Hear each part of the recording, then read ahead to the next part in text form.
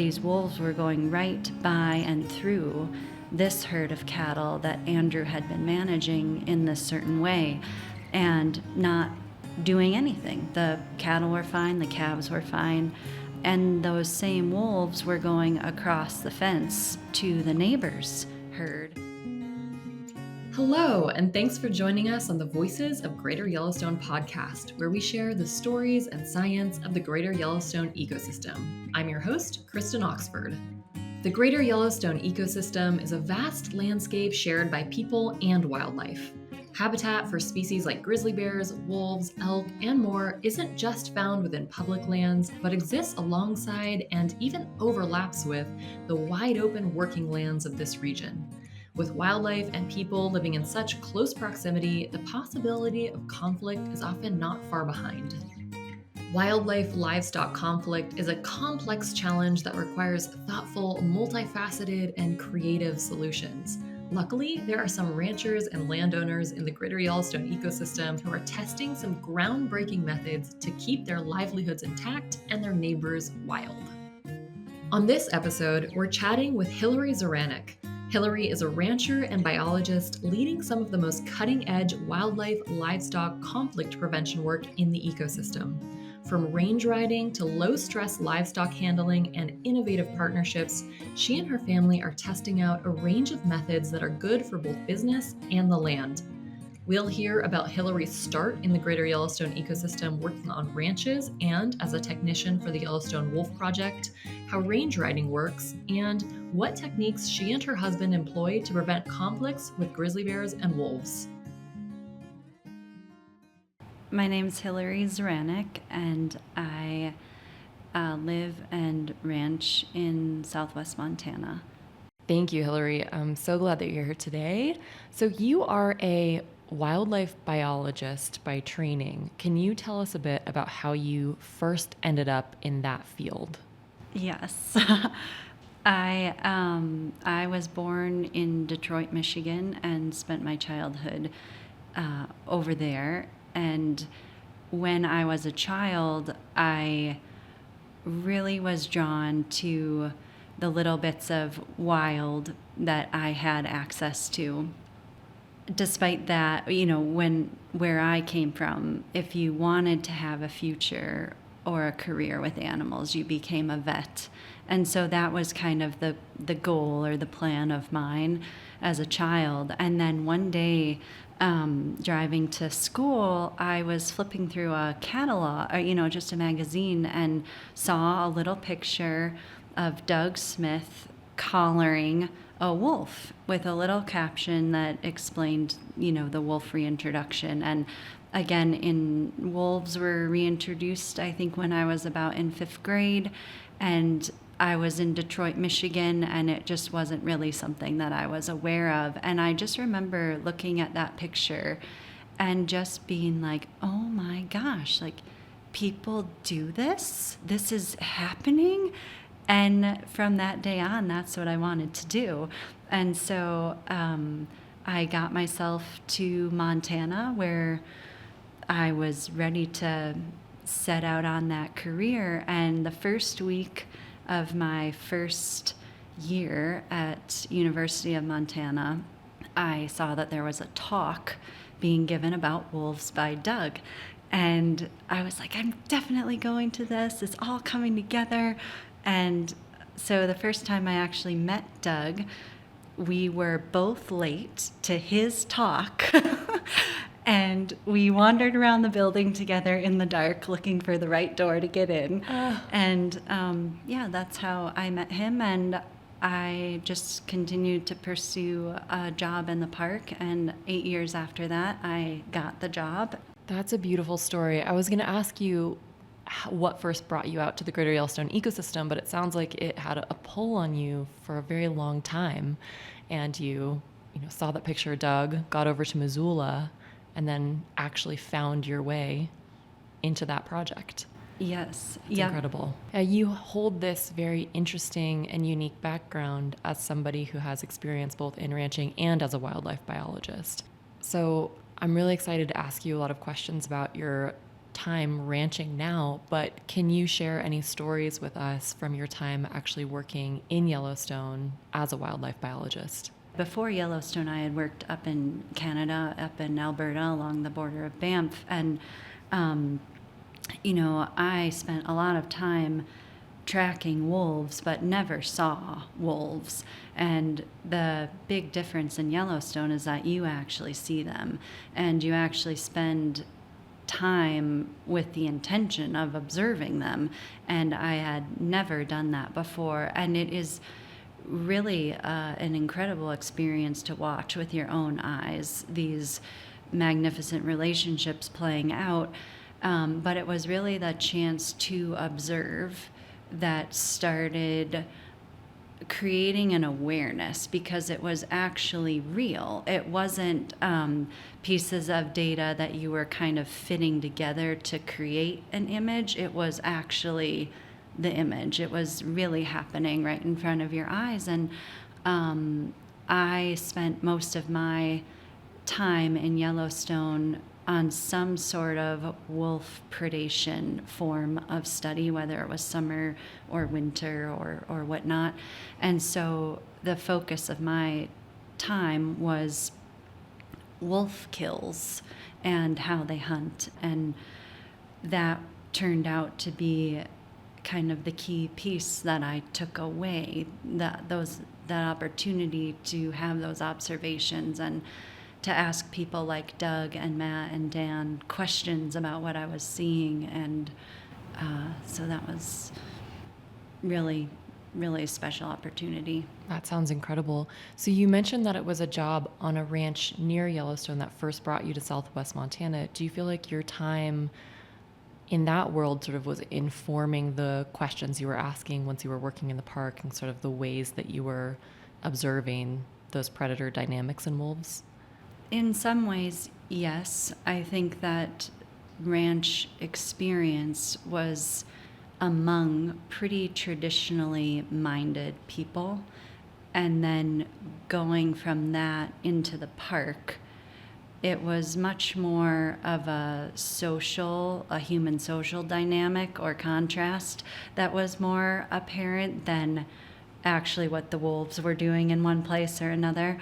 The way, though, that the whole thing blended for me was actually after I left the park. As I came into the park from the ranch, I think I was just so excited to be doing something new and different that I had always wanted to do. I think I came in just pretty inspired and open-minded and not well informed. Yeah, that's amazing though. So you had sort of these formative, solid experiences in both camps when it comes to wolf polarization. You know, they're a very polarizing species in our area, and you had this direct experience, you know, on a ranch, and then also sort of at the heart of wolf conservation in the lower 48. Mm-hmm. So that's just a really fascinating mix. So how did you then start making the transition from wildlife biologist to rancher yourself? I married a rancher. That'll do it. Yeah. One thing with ranching is that it's kind of hard to do anything else for a lot of reasons. But so that ranch that I worked on outside of the park ended up being next door to my future husband's home ranch. And that's how I met my husband. And we, over the years, kind of ebbed and flowed out of different wildlife jobs, all kind of with a wolf focus. And Andrew, my husband, kept working in ranching, but as anyone who ranches knows, that is not a straightforward path. And so in the mix of time, Andrew ended up taking a job and adding onto his family's ranch experience a land base in Centennial Valley. And so together, when I left the park after I had my second child, we were working on the ranch in Centennial Valley, and had some really neat experiences there with the wolf-livestock dynamic, and that was when things really started to come together for me and for Andrew in a different way. Yeah. What kinds of things were you observing with that dynamic? So interestingly, Andrew's always been one to kind of push the envelope. He's open-minded and he's a very caring person. And he had taken a holistic resource management class, one led by Alan Savory, one of Alan Savory's instructors, and was really experimenting with different ways to graze livestock in a more regenerative way. And at the time, regenerative wasn't a word that ranchers used or that anybody really identified with in any way. But today, I think it would be considered regenerative. And so Andrew was doing some really interesting and different things with the cattle, which basically, most traditionally and commonly, there's this practice called set-stocked grazing, or what I term it as turn out and check out. So you turn cattle out onto summer range, and cattle might be in one of 3 very large multi-thousand acre pastures. And so they're moved once or twice, maybe 3 times during the summer, but in essence, they have a lot of room. So they're turned out, and the rancher, the cattle owner, goes back to a home place and irrigates and hays, and is not actually out there on the range with the cattle very often. What Andrew was doing was kind of the opposite of that. So it was very hands-on intensive management. He was always horseback with the cattle. He was also experimenting with using electric fence, which was a fairly new tool at the time, to create little pastures within these gigantic multi-thousand acre pastures. So what he did was he brought all of the cattle together in a single herd and moved them every couple of days. And so he was doing that. In the meantime, we were watching as the wolves were coming down out of the mountains and walking right down the driveway and along the road. It was quite easy to know where they were, but these wolves were going right by and through this herd of cattle that Andrew had been managing in this certain way and not doing anything. The cattle were fine, the calves were fine, and those same wolves were going across the fence to the neighbor's herd and killing their calves. And the week after I brought our new baby home from the hospital, Wildlife Services came and killed all those wolves due to those wolves killing the neighbor's cattle. And so that was really interesting because being fresh out of the park, I was heartbroken because I had a love for the wolves and an appreciation for them. From the ranching side of things, it was kind of just how it was. Like it wasn't a big event. It was just kind of the system. And so there was this interesting kind of set of feelings around that particular event, and the strongest feeling ended up being one of disappointment that it had to come to that, and the desire to try to dive into it and understand a little bit more.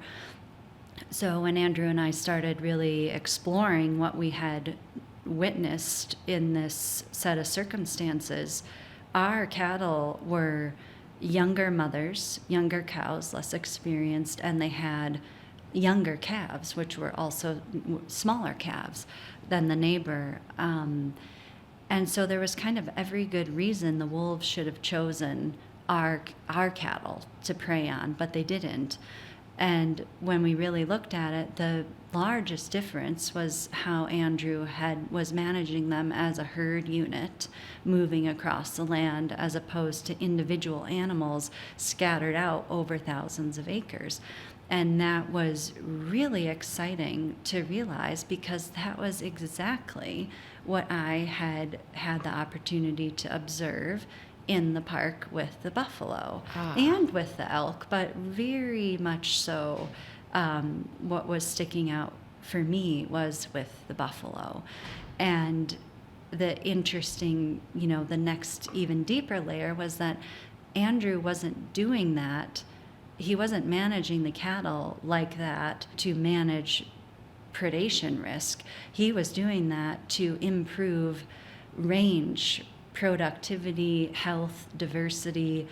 And so all of these really amazing insights started coming together in kind of this exciting way. And that was the start of bringing the two pieces really together and starting to look at what might be possible. That is amazing. What a great story. So, Hilary, in 2017, you received a grant from the National Geographic Society for a project called Range Riding and Proactive Livestock Management to Minimize Wolf Livestock Conflicts in the Northern Rocky Mountains, which is a bit of a mouthful, but sounds like an incredible undertaking. Can you tell us what range riding is? Yes and no. I can certainly tell you what it is to me, but in that I will say range riding really means something different depending on who you talk to. And so I could start in a more traditional sense to give a little bit of background to that. But really, range riding is kind of just another form of cowboying. And way back when, range riding was used just like shepherding or herding, in that it was a person out on the land with the livestock, protecting them and keeping track of them. And of course, the main thing they were being protected from was wolves and other predators, or maybe rustlers. But of course, as wolves became absent and grizzly bears weren't much of a problem, range riding kind of disappeared for a little while and was resurrected now in a new form, which is trying to balance both agricultural and conservation related goals on a shared landscape. And that's something that the American West has not really ever taken on before. So it's quite amazing. So my first exposure to range riding was in the Blackfoot Challenge, or within the Blackfoot Challenge. They originally designed an effort that revolved around people riding around with telemetry, following wolf collar signals. And if the rider got a collar signal from a wolf near someone's livestock, the rider alerted that ranch or that livestock manager to the wolf presence. And that was kind of how it really started. I was fascinated by all of that. And in 2013, following the loss of those wolves, and there was other pack removals in between that time, I wanted to start a range riding effort as well. The problem was that I had no collared wolves and certainly had no telemetry. And so right out of the gate, it had to be different. And that was where I started thinking, I don't so much care about what the wolves are doing when they're out there being wolves. I care about what they're doing when they're in contact with the livestock. So I actually don't need collared wolves, because I don't need to focus on them. I need to focus on the cattle. And what Andrew and I had learned and observed a few years prior, like, hey, maybe there's something I can do with the cattle, the piece that I can control, that would make them less vulnerable to wolves, or to when they're in contact with wolves. And so that was where I started focusing. So the form of range riding that I really adopted was much more of a livestock centered or a livestock focused effort versus a wolf or wildlife focused effort. And in my experience in the whole livestock, wildlife, or predator overlap, all of the focus is always on managing the wildlife, whether it's in a proactive or a reactive way, certainly in terms of wolf or grizzly bear livestock conflict. The most common response by far is a reactive one that is focused on manage that wildlife, which is lethal removal of the wolves. And so I thought, well, proactive would be good and livestock focus would be good. So that was where I put my focus in range riding. So specifically with that, I would wake up early because, again, in the park and through my other experiences in more of a wildlife focused work, it was pretty apparent that first thing in the morning and last thing in the evening was when things were really going to happen. And so I got up and I got out there because I wanted to see what was really happening. Why was everybody always so angry about this? Like, how do these wolf livestock relationships actually unfold? And I got lucky. By getting up and getting out there, I started seeing interactions. And the first interaction I ever saw between wolves and cattle was incredible because one wolf was coming across, it was very early in the morning, first light. He was trotting across a mountainside and came into contact with a herd of cow-calf pairs and was kind of sniffing and trotting back and forth and watching the cattle. And then all of a sudden, one mother cow broke from the herd and ran at the wolf and chased the wolf off. And the wolf kind of trots away and circles back. And then another mother cow comes running out. And then another mother cow comes running out. And that was, again, it was another like, oh my gosh, this is not at all what I expected. And this is amazing. And so, my long story getting longer, I continued to just build on those different observations and thought, well, gosh, if I am needed as a deterrent, meaning human presence as a deterrent to wolves, because that was the main way range riding was used, is have a increased human presence out on the land, and in doing that you'll deter wolves from the area.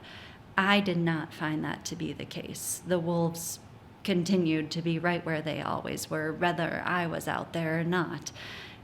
And so if the cattle were dependent on my presence to act as a deterrent for wolves, then I either needed to be out there 24/7, or as soon as I would leave, the wolves were then or the cattle were then unsafe. And so that next observation of watching the mother cows run after the wolf, I thought, what if there was something I could do in the little bit of time that I have with each herd that could actually set the cattle up to be able to defend themselves more effectively, that would last over the next 24 or 48 hours when I wasn't able to just be right with them all the time. And that led to this idea of low stress livestock handling. And how do we actually work with the cattle? And it comes full circle back to what Andrew was doing with the cattle now years prior, keeping them babies with moms, moms with other moms, and the whole herd together.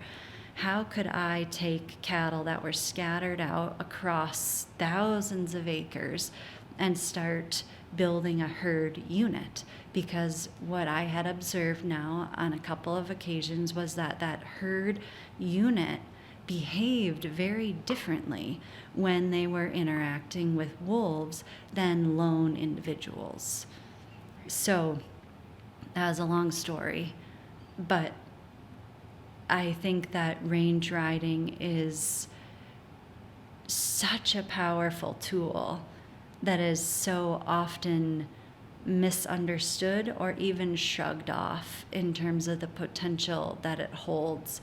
And the main difference, I think, is either using it in the form of a wildlife or wolf deterrent versus using it as a livestock-centered, livestock-focused, proactive sort of management action. Right. So shifting it, like you said earlier, from this reactive stance to this proactive stance. So you've already started to see that the way you're managing cattle in this regenerative fashion is having this impact on how they can interact with wolves. But how do you then take that to start training those animals to be better at defending themselves? So you mentioned low stress livestock handling. What does that look like in practice? In practice, it's a lot harder done than said. So again, led very much by Andrew. Andrew came from a traditional ranch background and family, and he was really the one, like with the changes in grazing management, who sought out this idea of a different way to engage and communicate with the cows. And he found Bud Williams, and Bud Williams is a very unique individual who was able to figure out a different way of essentially communicating with the cattle. And so when most people imagine cowboys or ranchers, they imagine some sort of kind of movie yeehaw scene of galloping horses and roping cattle and dogs, chasing strays down. And in a corral setting, it's always a lot of mooing and hot-shotting or jabbing cows to get them where you want them to go. And all of that is only necessary because the cows are incredibly confused. And they're confused because humans are not communicating clearly what is being asked of them. And so Bud Williams understood this, and he understood this whole other world, which was basically the way that elk, buffalo, cattle, sheep are all interacting and communicating. And he brought this idea to the world. Andrew went to his clinics, learned from him. Bud has since passed away, and Andrew's continued learning from the few teachers that Bud has endorsed to continue his work and legacy. So I've been the recipient of all of that good fortune and have learned quite a bit about low-stress livestock handling myself, and have had lots of opportunities to try to apply it. And I will tell you that taking classes and reading about it is very different than actually being out there with hundreds, if not 1,000 cattle on big landscapes and trying to do it. So I took what I had learned about Bud and about what he did, what I've been learning from Andrew and the subsequent teachers, and just started trying to apply it. Started working with Andrew together. We've learned more and more, and there was this idea of rekindling the herd instinct. And it's really interesting how much this idea of training comes down to simply not creating the circumstances in your cattle that make them do things that you don't want them to do, that you then need to train them to relearn. And so much of this is like a mother cow, for example. It shouldn't be hard for her to want to stay with her baby. And the baby, it shouldn't be hard for the baby to want to stay with the mother. That's a natural bond. So why is it that we have to do so much work to rekindle that bond? And it's only because humans, through our production-oriented practices, continue to sever that bond. And so if we simply stop severing it, we don't need to do so much work to repair it. And statistically speaking, as well as in my actual direct experiences, calves are the most vulnerable age class out there to wolf predation. And a lone calf is a perfect prey for a wolf. A calf with a mother and mothers with other mothers, all of a sudden the odds start changing very quickly. Yeah, that makes a lot of sense. The scene you described earlier of sort of like when you think about cowboying from the Hollywood standpoint, and it's loud and it's dusty and there's yeehaws and whoops and hollers of prodding, and I mean it sounds like a really stressful environment. And so it sounds like if cows are making this association that by being together in close proximity it's actually really stressful, they're not as likely maybe to want to do that out on the landscape. But it sounds like what you're saying is like if they're out on the landscape with this strong herd dynamic, they're actually safer if they're more comfortable sort of being in close proximity with each other. Does that feel like a fair representation of some of the dynamics happening there?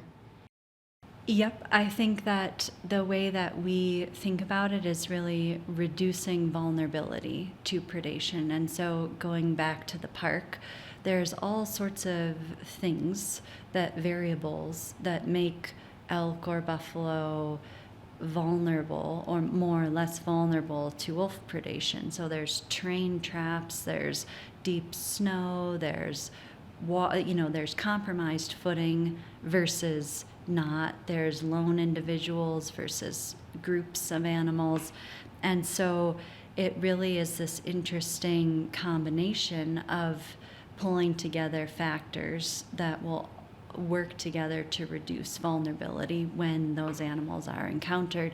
And what we have found, like nature has designed, which I was able to learn from my time in the park, is that there is a strong correlation with the herd, especially in buffalo, and reduced vulnerability to predation. So elk, for example, they herd together often, but they run more often than not when encountered or provoked by a predator like wolves that are on the hunt. Buffalo don't. Buffalo mother up, group up, and they stand their ground. And so even if you don't have a lot of cattle, if you have cattle where the baby and the mom are together and there's a couple others with them, their tendency to mother up and stand their ground is a lot greater. What wolves want is to get their prey on the run, because it's going to expose the weakest link and it's going to position prey in the correct or in the most advantageous way for wolves to attack without being hurt themselves. And so wolves' goal is kill without being killed. And biting or attacking fleeing prey is much different for the wolf than interacting with prey face to face or head on. And so if we can get our cattle to behave more like the buffalo, protect their baby, mother up, stand their ground, the game changes, or at least it can, and we've seen it start to change. And I can give you one story. There's lots of them, but one really interesting story was very early on, back in 2013, in my first year of range riding. I went out late in the evening, like I usually would do, to go check on a certain herd of cattle, and I knew that my neighbor had moved the cattle earlier that day. And I got out to the herd, and they were all pretty content, but very clearly there was one cow right at the gate, and she was not happy. She was not grazing. She was clearly walking and agitated, and there was no calf with her. And I looked at her udder, and it was clear that she needed to nurse, so she must have been without the baby for a while. I knew my neighbor had moved the cattle from this other pasture, so I rode back. And right as the sun was setting and it was getting much too dark to really see, I found a wolf eating her calf right out there at the end of the day. And what had happened was the neighbor had moved the cattle on dirt bikes, And what is common, whether it's a dirt bike or a horse, is to ride into your pasture with the cattle and start zipping around and push all the cows together and then push the group of cows across the pasture and through the next gate. And anytime a cow doesn't comply, it's seen as some form of resistance on the part of the cowboy or the handler, which then means more force. Get the dogs after, gallop after, ride the dirt bike and force her back into the herd. And what we're missing is that, just like any good mother, the first thing that those mother cows want to do when under any sort of stress or pressure is find their baby and get to their baby.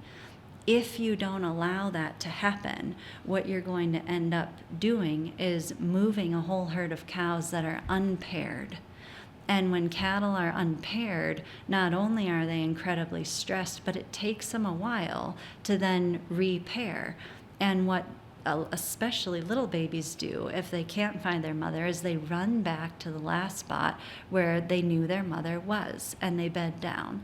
And so whether this calf had run back or just never was picked up and moved in the first place, I don't know. But he was not with his mother. His mother was stuck on the other side of the fence, and the wolf found him, and that was that. And so what we do then is go kill wolves. And what we could have done was, just through proper handling, prevented the whole thing from happening in the first place. We've been talking a lot about wolves so far today, but they are, of course, not the only predators on the landscape. Over the past several years, the Greater Yellowstone grizzly bear population has been growing, and bears are, of course, moving back into their historic range. In doing so, they are coming into conflict with ranchers and their livestock. So as somebody who is out on the front lines of this expanding grizzly bear population as well, what have you been seeing on the ground when it comes to grizzly bears in addition to wolves? I would say that it's certainly a very interesting landscape out there, and I think that my first experiences on ranches in the GYE as well as in the park were kind of near the beginning of when grizzly bear numbers really started increasing. So I don't have a great perspective of before and after. My experience is mostly all within the time period that bears were very much on the scene. What I will say, the difference that I have noticed is that after 2009, I think it was 2009, around in there, when hunting of wolves became something, then it was taken off the table and then put back on maybe by 2012 or something. Anyway, around in that time, the wolves, the height of the wolves and the conflict and wolves were very present, and you could see them, and even outside of Yellowstone, we saw them on the ranch, as I was sharing with you. But after hunting really started was when I started seeing much less of the wolves and much more of the bears. And I don't know that means anything or that one is due to the other. It's just how I remember it. And so now, today, I'm back to very rarely ever seeing wolves, and it's been that way for years now. And, wolves have figured out how to survive by staying well hidden. Bears haven't had to do that. And so I think in some ways they've kind of crossed paths, maybe. And so in places like Tom Minor Basin, where my husband's family lives and where I had first come, you can drive down the road in the evening and see many bears right there just on the side of the road. It's even better bear viewing than Yellowstone in many cases. And so similar to wolves, the idea of grizzly bears on the landscape has become much more real to people because they're much more visually present. Simultaneously with that, as bear numbers increase, generally speaking, conflicts with livestock increase. What that statement doesn't take into consideration, though, is all of the nuances and individuality of specific bears in specific sets of circumstances, which really, in my context, is specific livestock management situations. And so in a place like Tom Minor, you can have a high bear density and a very robust set of food sources for bears and livestock being managed in many different ways and actually not see a high rate of conflict compared to the same numbers in other places. And so there's just a lot that goes into it. But similar to with wolves, Andrew and I have really always taken the approach of let's focus on doing the best we can do with the parts that we can manage, which has always been the livestock, and never has been focused on trying to do something with the bears or haze them or kill them, or there's just not a focus on manipulating their behavior. It's really about how do we set the cattle up to better defend themselves when encountered. Yeah, that's really interesting. Okay. One of the projects that you work on with the Greater Yellowstone Coalition is how this grazing allotment along the West Fork of the Madison River is managed when it comes to grizzly bear livestock conflicts. Can you tell us how this opportunity to try out some innovative solutions in that space came about? Yes, and that was a fantastic opportunity. So years ago, meaning somewhere, I think it was 2019. Yep, it was 2019 because it was 19 the date and 19 confirmed kills. And that was kind of the historic high in that area for confirmed grizzly bear depredations on cattle.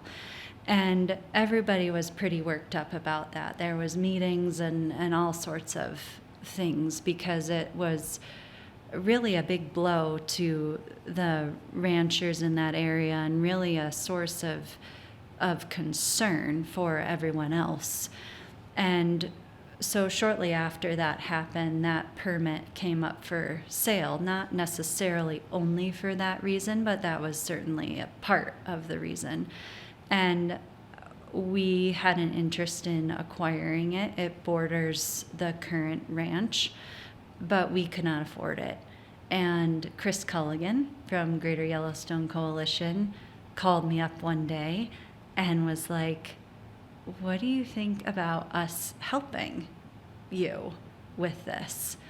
And Kit Fisher from National Wildlife Federation was with Chris, and together the two of them were like, hey, we want to support you in figuring this out. We want to support you in acquiring this permit and experimenting with how to do things different, and maybe we'll all win.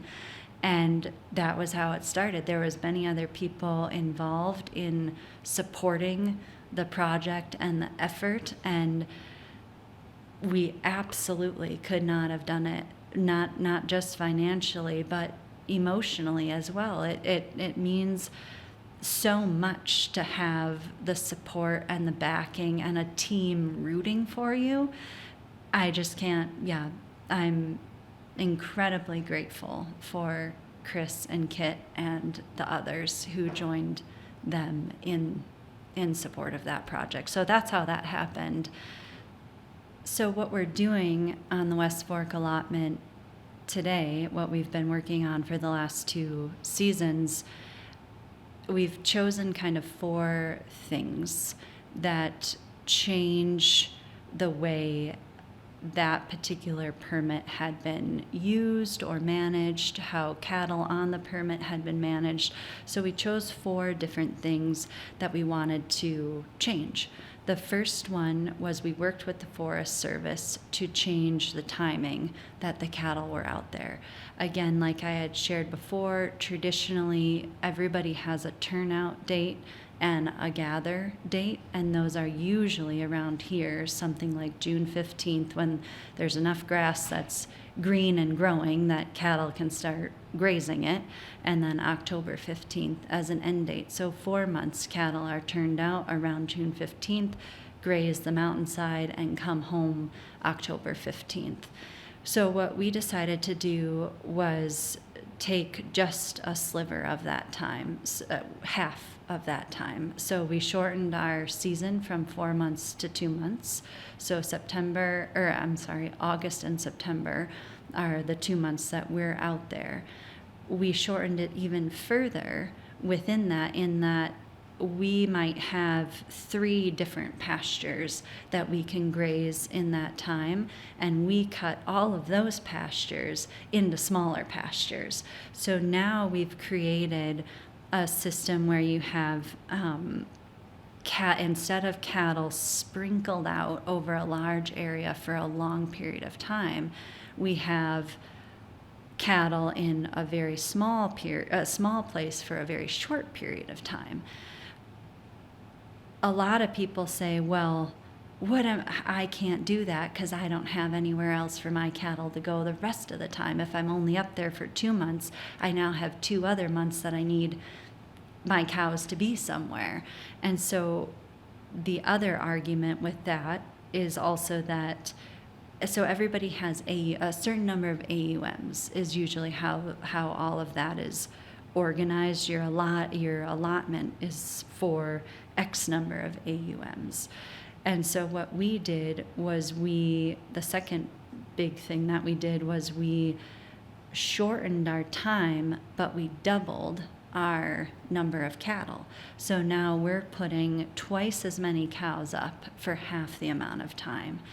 And that's significant in that we're still using our full grass resource, because that's an argument of like, well, I can't afford to let that much grass go. We're not letting grass go. We're just using it in a different way. So twice as many animals for half the amount of time.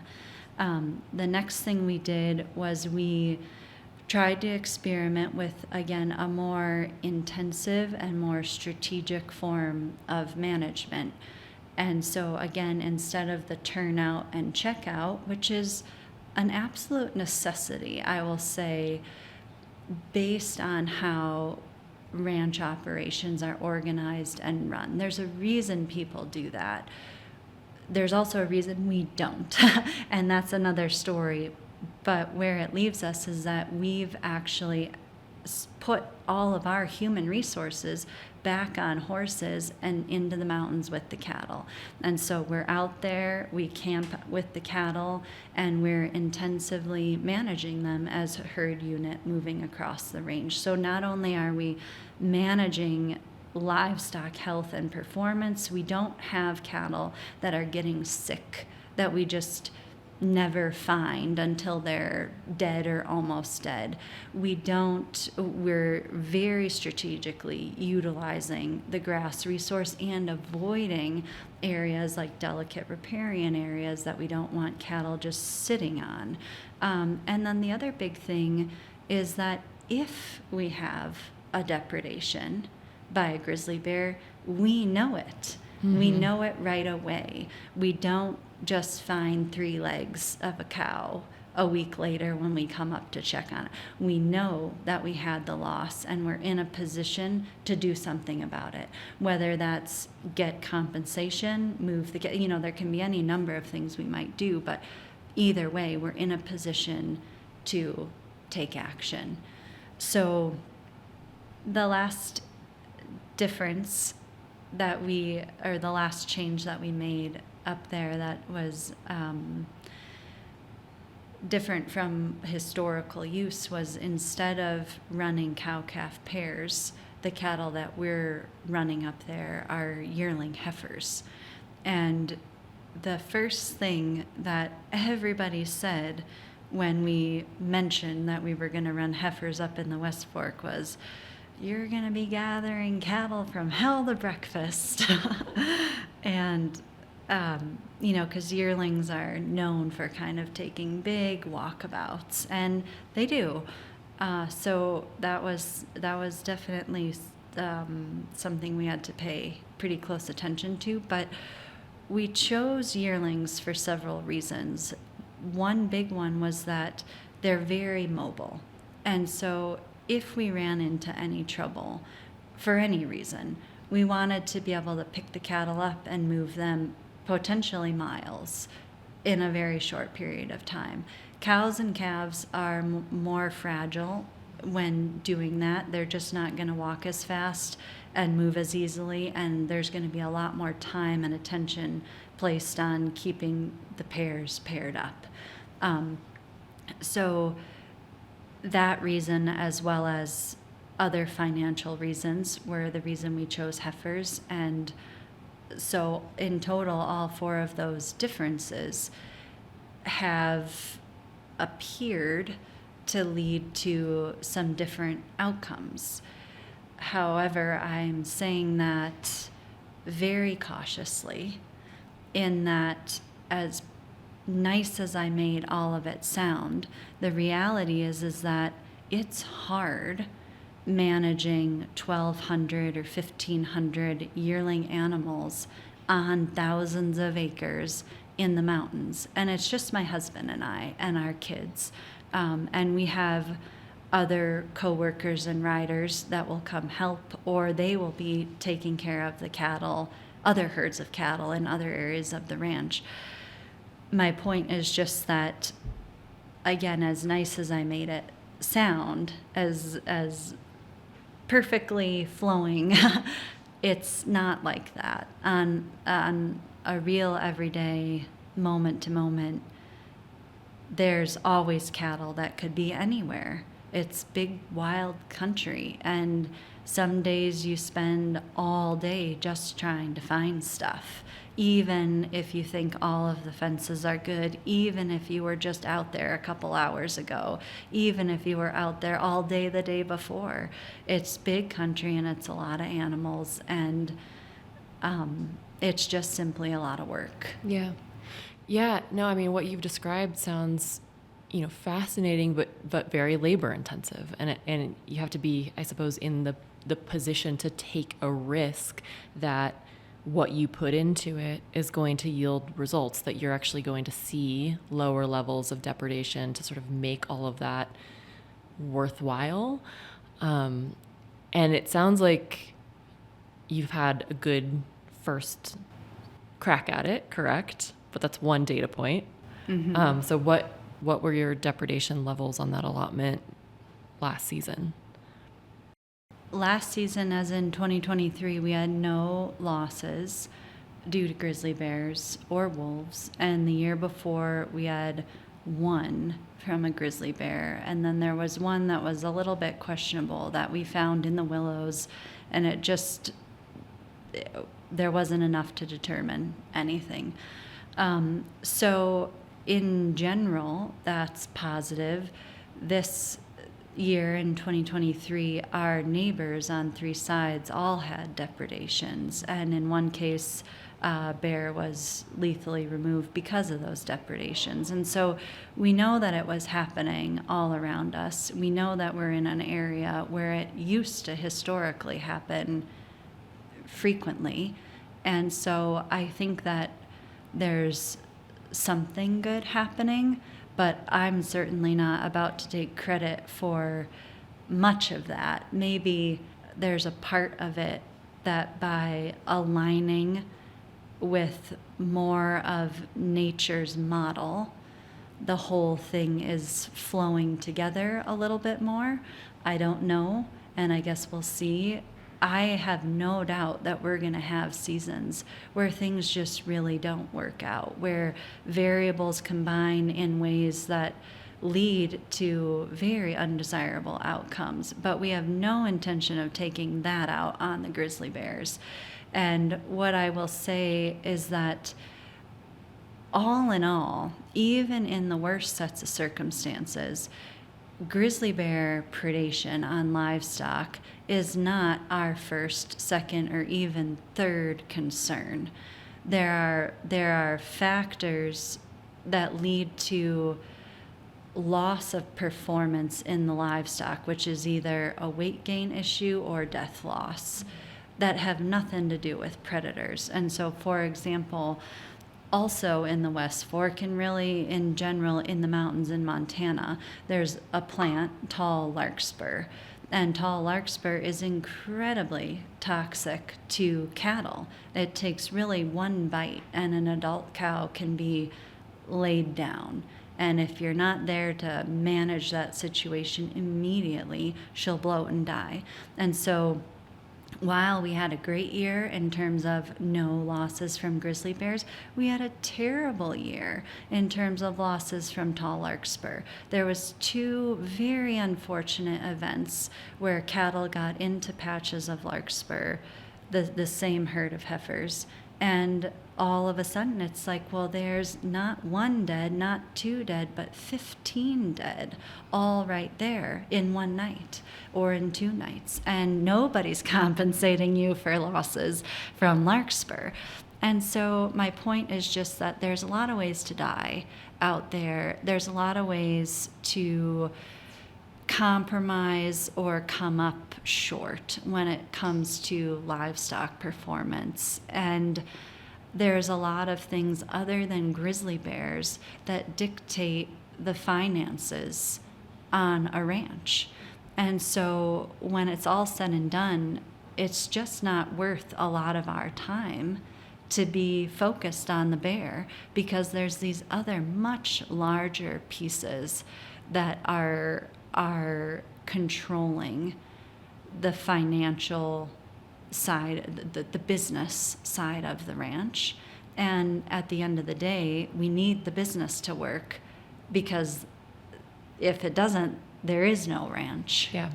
No, that makes a lot of sense. So, it sounds like you're exploring ways to figure out and demonstrate that that it's possible to coexist with wildlife as a rancher. And also, even if you hack that, it's not like it's smooth sailing. There's a lot of different dynamic forces out on the landscape that are going to influence your business.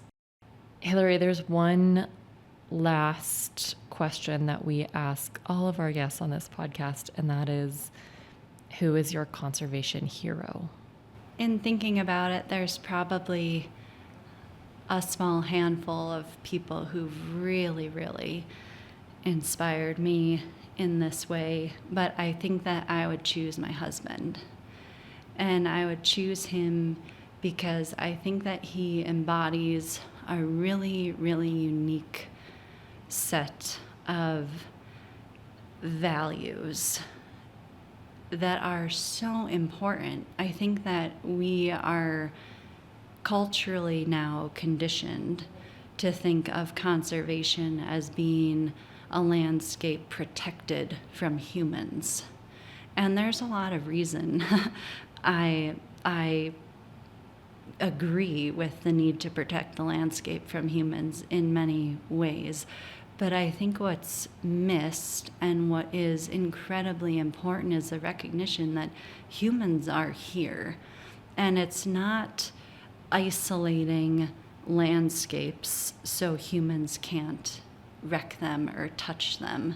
It's actually figuring out how do we recreate a human-land relationship so we're living in a reciprocal relationship instead of this exploitive, dominating one.